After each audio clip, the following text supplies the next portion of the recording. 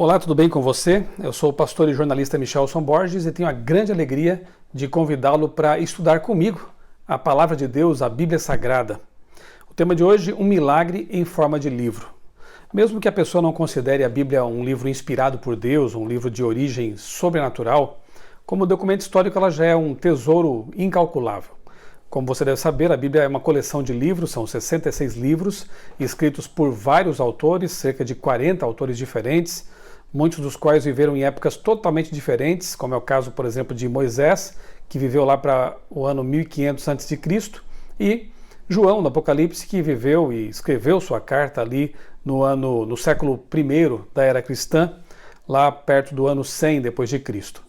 Realmente trata-se de um tesouro incalculável, um livro escrito por tantas mãos e que, no entanto, contém uma mensagem harmônica. Você pode ler a Bíblia de capa a capa, do seu primeiro livro ao último, e você não encontrará contradições entre os autores. A mensagem que permeia as páginas sagradas é a mesma, embora os estilos variem, a forma de escrever varie, a época varie. A arqueologia moderna tem trazido uma série de descobertas, de achados históricos, arqueológicos, que confirmam o pano de fundo histórico da Bíblia.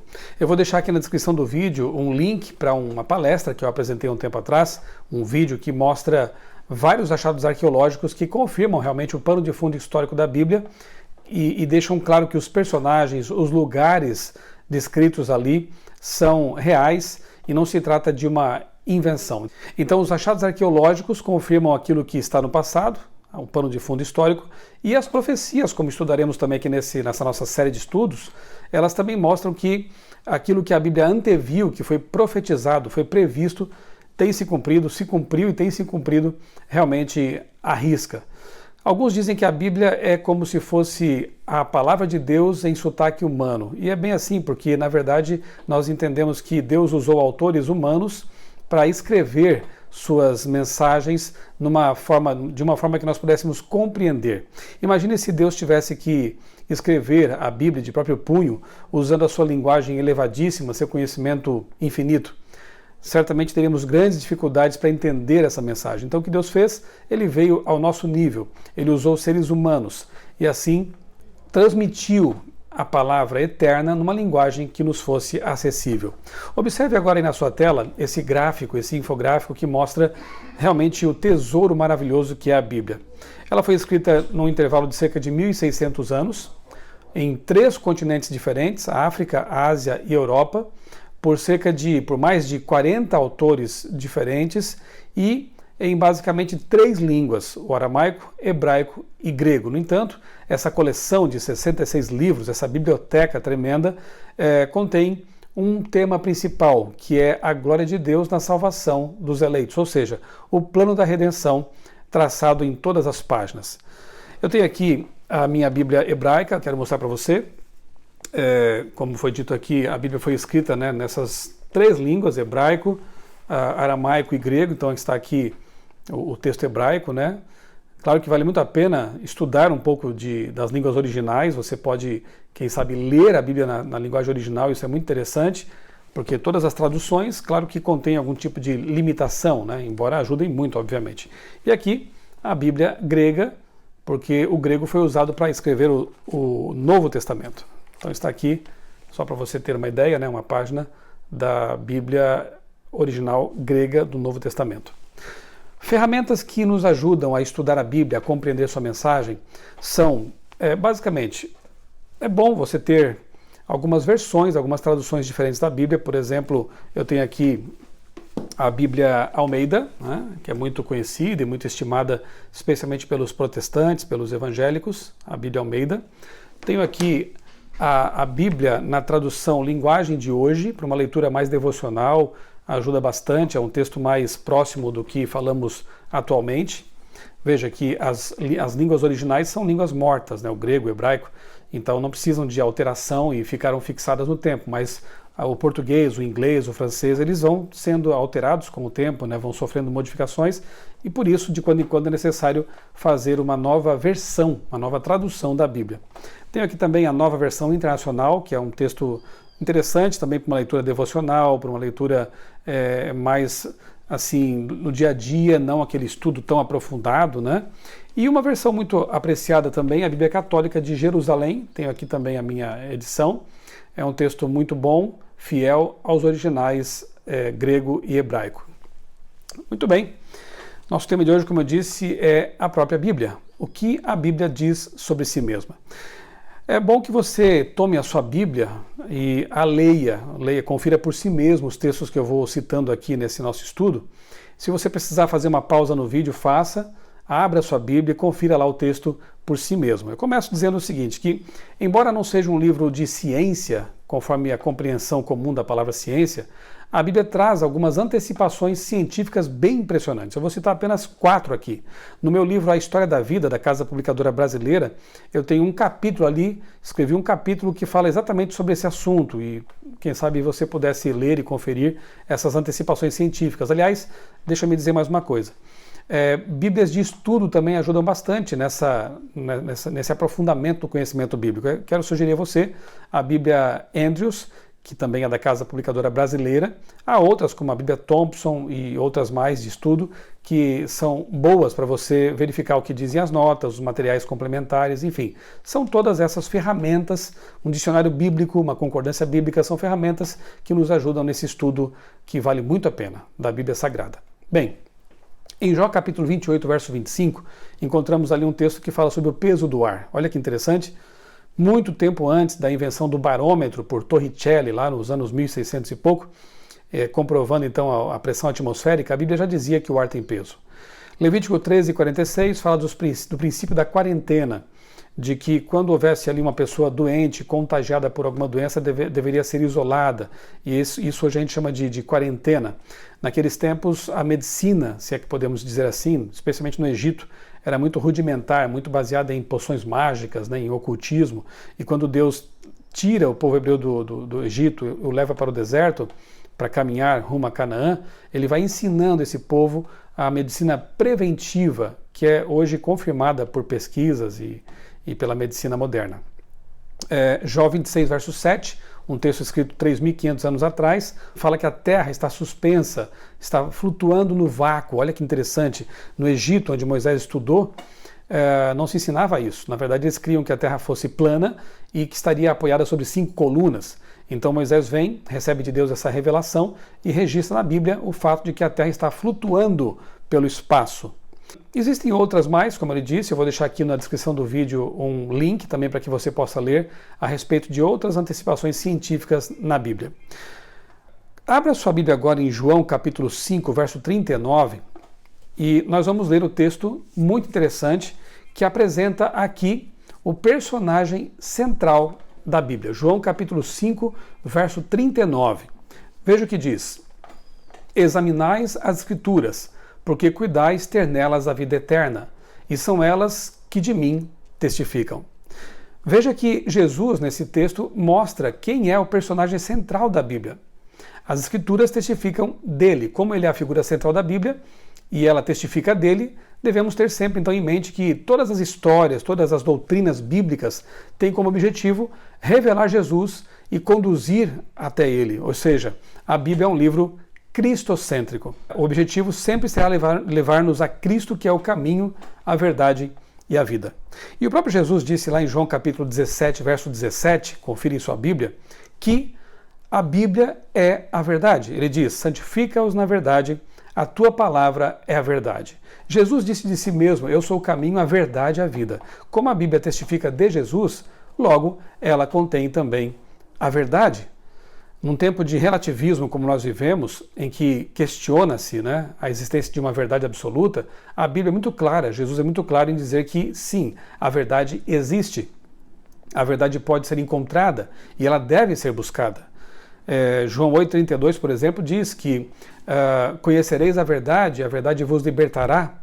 Veja que interessante, nós podemos conhecer sim a verdade, ela existe e ela está personificada em Jesus e registrada na Bíblia Sagrada. 2 Timóteo 3,16, um texto escrito pelo apóstolo Paulo, aqui nós encontramos a resposta à pergunta: quanto da Bíblia é inspirado por Deus e para que ela serve?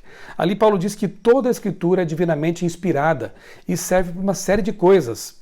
principalmente para nos ensinar o caminho da verdade, por onde devemos andar. Ela pode nos repreender também, nos ensinar, enfim, é tremendamente útil. Claro, um presente dado por Deus, e podemos considerar assim a Bíblia Sagrada, a carta de amor de Deus à humanidade, não poderia ser uma coisa ruim. Existem algumas lendas urbanas que dizem, por exemplo, que quem estuda muito a Bíblia fica louco, né, ou coisa parecida. Não é assim. Na verdade, se você a estudar com oração, pedindo a Deus que lhe dê esclarecimento, tire suas dúvidas e lhe mostre o caminho da verdade, você acha que Deus vai permitir que algo ruim aconteça com você?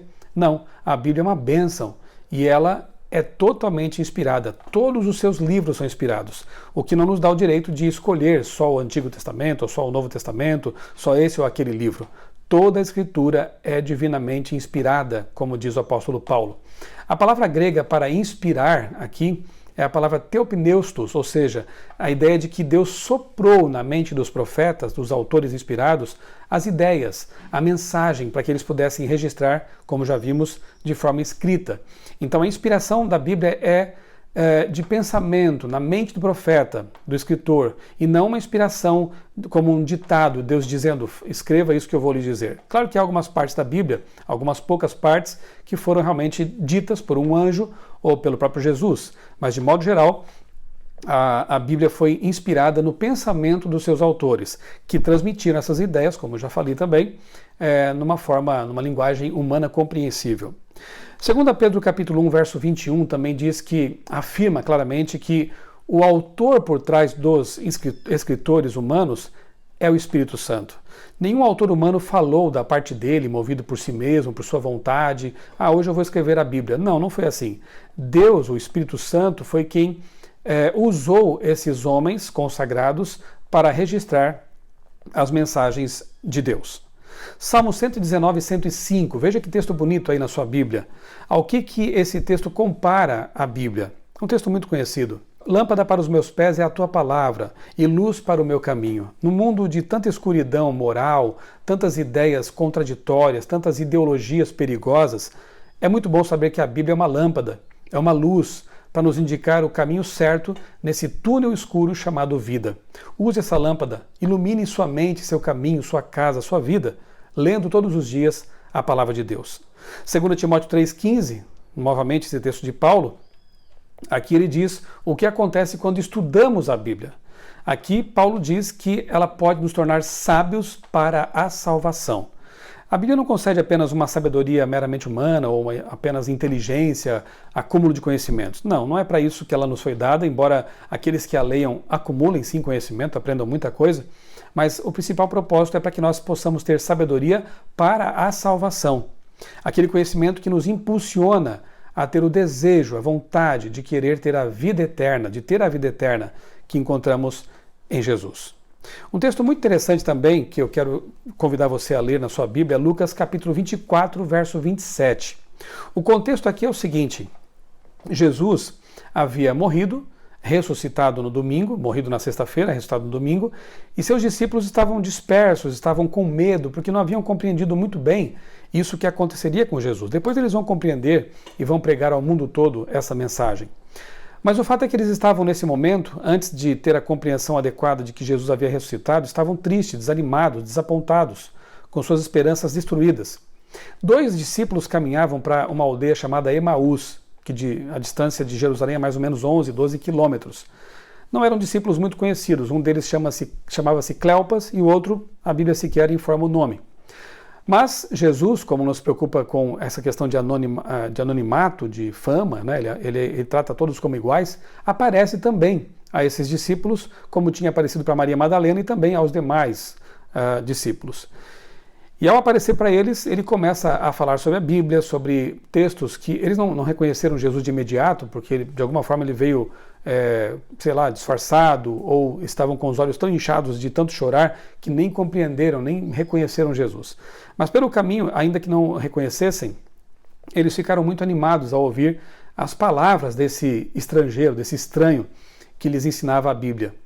E é dito nesse verso 27 que, começando por Moisés e por todos os profetas, Jesus expunha-lhes o que a seu respeito constava em todas as Escrituras. Aqui Jesus, além de animar aqueles discípulos desanimados, além de mostrar que eles não haviam compreendido muito bem o que estava escrito, ele nos dá uma fórmula ideal para estudar a Bíblia. Qual é? Comparar texto com texto. Se um texto está mais complicado, mais obscuro, compare esse mesmo assunto como foi dito por um outro autor. Conheça o contexto, né? Eu acabei de dizer que é importante você ler aqui o capítulo 24 para entender realmente o que aconteceu aqui nesse dia, nessa aparição de Jesus, porque se você isolar um versículo apenas do texto todo, você pode chegar a uma má compreensão e até alguns pretextos para fazer coisas erradas. Quer um exemplo? Digamos que eu abrisse a Bíblia aqui em qualquer página e encontrasse o texto que diz: Judas foi e enforcou-se. O que isso quer dizer para mim? Aí eu abro no outro texto qualquer e diz: vá e faze o mesmo. Eu acabei de encontrar aqui talvez uma justificativa para o suicídio, e é totalmente absurdo isso, né? Então o contexto é importante. Eu não quero dizer com isso que de vez em quando Deus não possa falar a nós, né, com um texto aleatório, uma mensagem ali extraída da Bíblia, mas para estudar a Bíblia devemos usar outros métodos. Para estudar a Bíblia devemos ler o contexto, ou seja, o que diz todo o capítulo. Se ainda não ficou claro, o que diz o capítulo anterior e o posterior?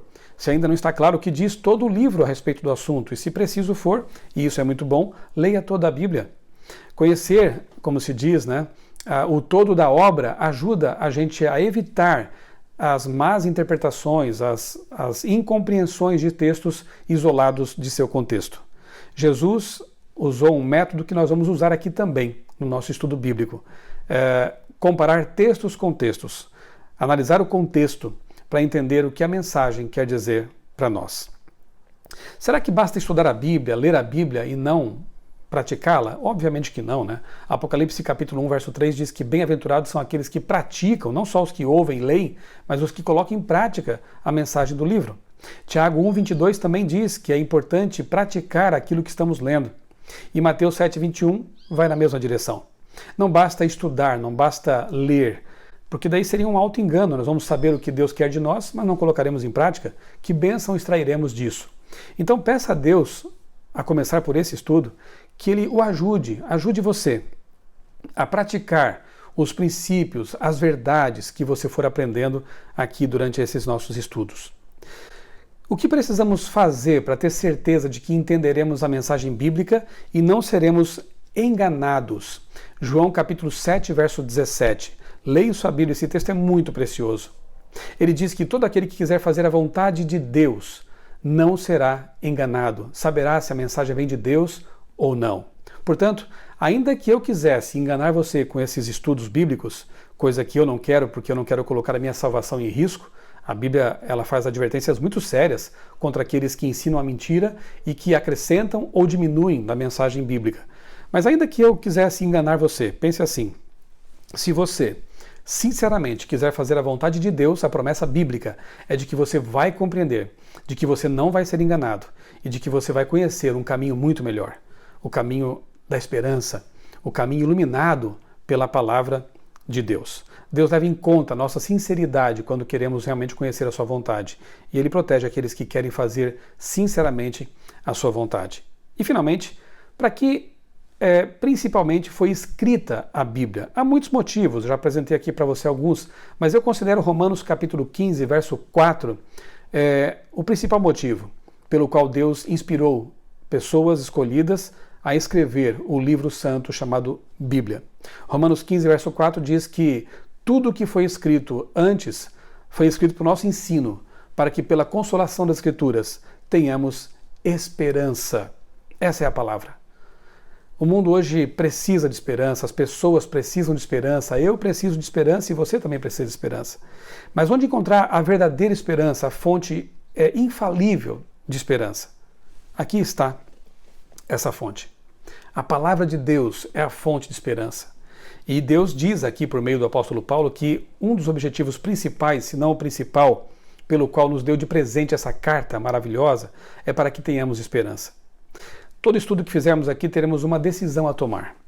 Eu vou deixar aqui na descrição do vídeo outros links, né, um vídeo mais longo em que eu falo sobre a Bíblia Sagrada. Espero que você tome algum tempinho para assistir, tá bom? E outros materiais adicionais a esse estudo. Sempre que nós fizermos aqui o nosso estudo, eu deixarei alguns materiais adicionais na descrição do vídeo. Mas a decisão que nós temos que tomar hoje é a seguinte: Em Atos capítulo 17, verso 11, Paulo diz o seguinte sobre os moradores da cidade de Bereia. Ora, estes eram mais nobres do que os de Tessalônica, porque receberam a palavra com toda a avidez, examinando diariamente as Escrituras para ver se essas coisas eram assim. Ou seja, os bereanos, os habitantes de Bereia, não se contentavam apenas em ouvir as pregações, os ensinos, os estudos. Eles queriam conferir por si mesmos na Bíblia se esses ensinos estavam corretos, se era assim mesmo como estavam ouvindo. Faça o mesmo então. Decida conferir em sua palavra, em sua Bíblia, aquilo que você estará aprendendo. E mais do que isso, tome a decisão de estudar diariamente a palavra de Deus, que seja a leitura de um capítulo apenas. Eu tenho certeza que isso fará diferença em sua vida, como tem feito na minha vida também. A Bíblia é o pão da vida, é a lâmpada para os nossos pés, mas precisamos usá-la, precisamos todos os dias ter contato com ela, a fim de que Deus ilumine nossos pensamentos e nos mostre a verdadeira esperança contida nas páginas sagradas. Vamos orar? Bondoso Deus e Pai, nós te agradecemos muito porque nos deste este presente que é a Tua Palavra. Obrigado pela Bíblia Sagrada que é lâmpada para os nossos pés e luz para o nosso caminho. Coloque em nós o desejo, Senhor, de estudá-la todos os dias, de ler Tuas mensagens, a fim de que possamos encontrar a verdadeira esperança. Nós pedimos, agradecidos, em nome de Jesus. Amém.